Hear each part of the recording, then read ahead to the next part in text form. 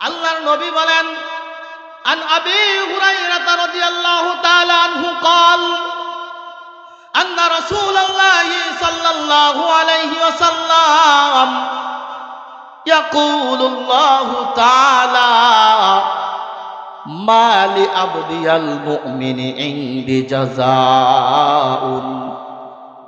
إذا قبضت صفيه من أهل الدنيا ثم احتسبه إلا الجنة।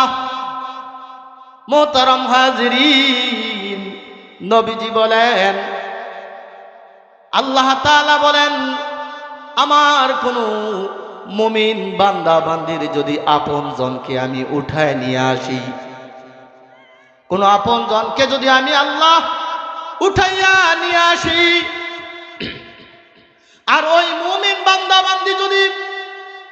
আমি আল্লাহর এই ফয়সালার উপরে সন্তুষ্ট থাকে, ধৈর্য ধারণ করে, তাহলে এই ধৈর্যের বিনিময়ে আমি আল্লাহ আমার মুমিন বান্দা বান্দিগুলোকে ডাইরেক্ট জান্নাত দান করব।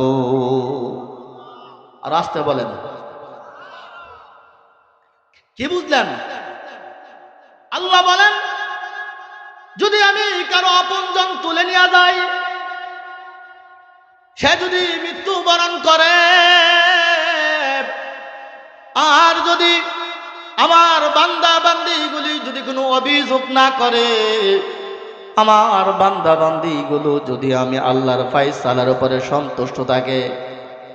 আল্লাহর ডাক দিয়া বলে, মালিক আপনি আমার সন্তান নিয়ে গেছেন, আল্লাহ আমি আপনার উপর বেজার না। মালিকরে ডাক দিয়া যদি বলে, ও মালিক আপনি আমার মা নিয়ে গেছেন, আপনি আমার বাবা নিয়ে গেছেন,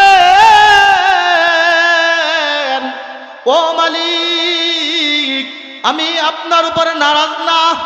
আপনার আমানত আপনি নিয়ে গেছেন, ও মালিক আপনি আমার স্ত্রী নিয়ে গেছেন, আপনি আমার ভাই নিয়ে গেছেন, ও মালিক আমি কিন্তু আপনার উপরে নারাজ না, ও মালিক আমি ধৈর্যশীল, আমি সাবরে জামিল এখতিয়ার করলাম, আমি আপনার ফয়সালার উপরে সন্তুষ্ট রইলাম, কোন হাই হুতাশ করব না, চিল্লা চিল্লি করব না, কান্নাকাটি করব না, ও মালিক আপনার ফয়সালার উপরে আমি ধৈর্যশীল। আল্লাহ বলেন, ও বান্দা তুমি যদি আমার ফয়সালার উপরে ধৈর্য ধারণ করো, আমি আল্লাহর ফয়সালার উপরে যদি সন্তুষ্ট থাকো, তাহলে তোমাকে এই আমলের বিনিময়ে আমি আল্লাহ অন্য কিছু দিব না, একমাত্র জান্নাত তোমাকে এর প্রতিদান হিসেবে দান করব।